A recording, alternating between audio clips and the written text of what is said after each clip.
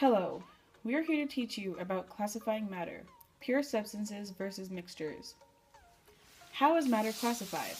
Well, matter is anything that has mass and occupies space. Atoms and molecules are all composed of matter. The three types of matter include solids, liquids, and gases.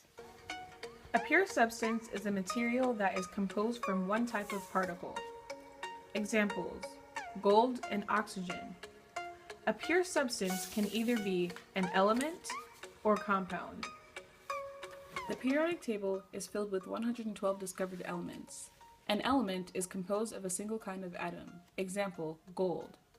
A compound is composed of two or more elements, chemically combined. Example, water, also known as H2O, is a compound made up of two pure elements, including hydrogen and oxygen.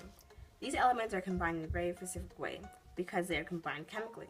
Although separating compounds into the specific element is difficult, the different parts of a mixture can be separated by physical means, such as filtration. The four types of mixtures include mechanical mixtures, suspensions, solutions, and colloids. A mixture is a physical combination of two or more substances on which the identities are retained. Mixtures can be heterogeneous or homogeneous. A heterogeneous mixture is a mixture whose composition varies from position to position. You're able to see the different components that are mixed. Example, soil.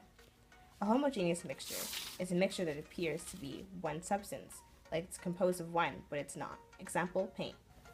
Mixtures are substances combined physically and not chemically. A mechanical mixture is also known as a heterogeneous mixture.